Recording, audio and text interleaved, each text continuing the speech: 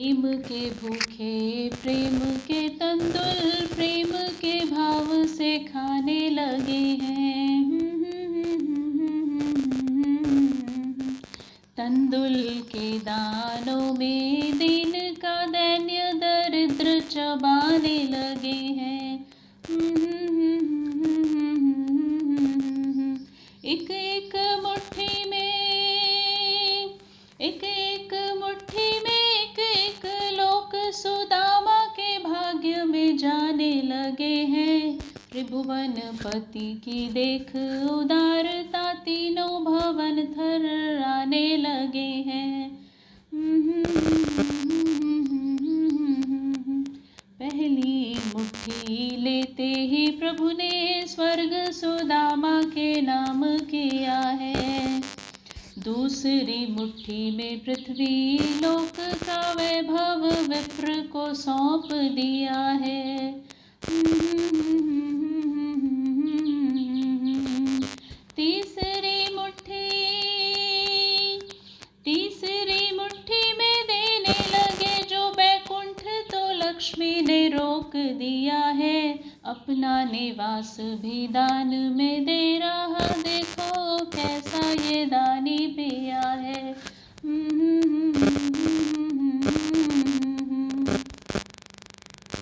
ओ साधु जी, आप सबको नमस्कार। आज सुनिए, ये वो भारतवर्ष है जहाँ भगवान अपने भक्त के चने के 4 दानों का मोल देने के लिए तीनों लोकों का वैभव दान करने को तत्पर हो जाते हैं। मैं बात कर रही हूँ उस भारतवर्ष के उस पावन पुनीत ग्रंथ भागवत की उस सुंदर कथा का जिसमें सुदामा का चरित्र है। तो आज आपको बताती हूँ कि सुदामा का चरित्र इतना महान क्यों है और आखिर क्यों भगवान ने उनके 4 चने के दानों के बदले तीनों लोकों का वैभव देने का निर्णय ले लिया। भागवत में ये कथा मिलती है कि द्वापर युग की बात है और जब श्री कृष्ण और सुदामा सांदीपनी गुरुजी के आश्रम में शिक्षा ग्रहण कर रहे थे, तभी एक चोर किसी बूढ़ी माता की झोपड़ी में से चने के दाने चुराकर भाग रहा था। बूढ़ी माता बहुत गरीब थी और बड़ी मुश्किल से अपना निर्वाह करती थी। उसने बड़ी मुश्किल से जमा करके चने के दाने रखे थे, लेकिन वो चोर आया, उसकी नीयत फिसल गई और उसने वो चने के दाने चुरा लिए। चने के दाने चुरा कर जब वो भाग रहा था, जल्दबाजी में उसका पैर एक पत्थर से ठोकर खा जाता है और ठोकर खाने के बाद वो गिर जाता है और चने के सारे दाने वहीं बिखर जाते हैं। वो जगह कौन सी थी? वो जगह थी सांदीपनी ऋषि का आश्रम, यानी वो गुरुकुल जहाँ श्री कृष्ण और सुदामा की शिक्षा दीक्षा हो रही थी। चने के दाने जब बिखर के गिर जाते हैं तो चोर बहुत घबरा जाता है।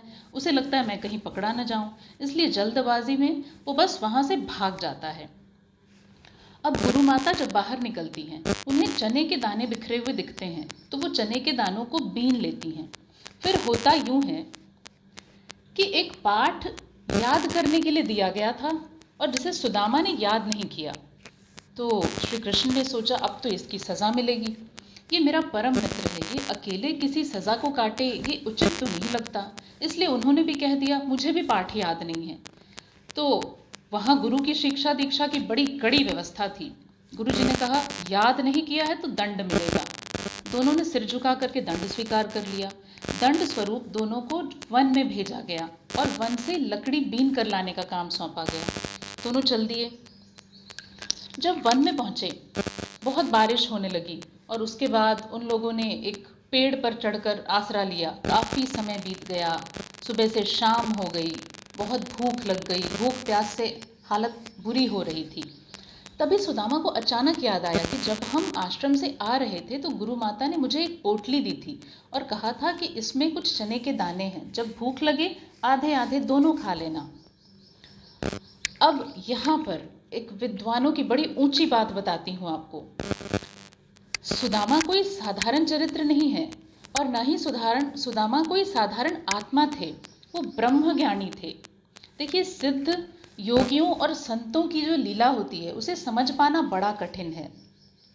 सुदामा सब कुछ जानते थे और इधर हुआ यूं कि उन बुढ़िया जिनके चने चुराए गए थे, उस बूढ़ी माता ने बहुत खिन्न होकर, बहुत दुखी होकर ये श्राप दे दिया मन ही मन कि मैं बूढ़ी हूँ, लाचार हूँ, गरीब हूँ और मेरे चने के दाने चुरा कर ले गया। ये जो कोई भी मेरे चुराए चने के दाने खाएगा उसे पूरे जन्म का दारिद्र्य भोगना पड़ेगा, दुख की अवस्था काटनी पड़ेगी, धन का अभाव रहेगा। अब सुदामा तो ब्रह्मज्ञानी थे, उन्हें तो मालूम थी ये सारी बात। उन्होंने सोचा अगर मैं ये चने के दाने श्री कृष्ण को देता हूँ तो मेरे साथ साथ ये दुख उनको भी काटना पड़ेगा, उनको भी दुख दारिद्र्य झेलना पड़ेगा, पर उन्हें तो द्वारकाधीश बनना है। इसलिए उन्होंने सारे के सारे चने के दाने खुद खा लिए और एक दाना भी श्री कृष्ण के लिए नहीं छोड़ा। अब कई लोग ये कहते हैं कि सुदामा ने बेईमानी की और उसी की सज़ा उन्हें गरीबी के रूप में मिली। ऐसा नहीं है। सुदामा ने तो अपनी मित्रता का निर्वाह किया। सुदामा ने तो अपने उस चरित्र का परिचय दिया कि एक भक्त भगवान के प्रेम में, एक मित्र अपने मित्र के प्रेम में किस हद तक जा सकता है।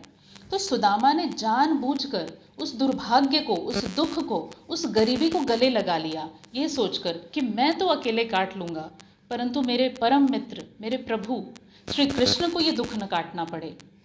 ये सब कुछ श्री कृष्ण से भी छिपा नहीं था। तभी तो कालांतर में जब वो द्वारकाधीश हुए और द्वारिकाधीश होकर जब वो राजा का जीवन बिता रहे थे, तब एक बार पत्नी के कहने पर सुदामा जब जाते हैं द्वारिकाधीश से भेंट करने और उनके पास कुछ भी नहीं था, तो उन्होंने सुन रखा था कि भाई गुरु के पास, राजा के पास और सिद्ध संतों के पास कभी खाली हाथ नहीं जाते। तो उनकी पत्नी ने तंदुल के कुछ दाने एक पोटली बनाकर उन्हें दिए थे और कहा श्री कृष्ण को यही दे देना।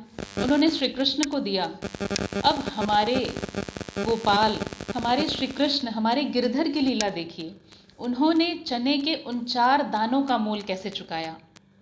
चने के 4 दानों का मोल उन्होंने 3 लोगों का दान देकर चुकाया। मैंने अभी आपको बताया कि एक एक मुट्ठी श्री कृष्ण खाते जा रहे थे और एक एक लोक सुदामा के नाम करते जा रहे थे। कहाँ वो निर्धन दरिद्र विप्र जिसके घर में 2 जून की रोटी तक मिलनी संभव नहीं थी, और कहाँ उसे तीनों लोगों का वैभव दे दिया। वो तो माता लक्ष्मी ने आकर उनका हाथ थाम लिया कि अरे वैकुंठ भी दान कर दोगे क्या, अपना निवास स्थान है उसे तो रहने दो।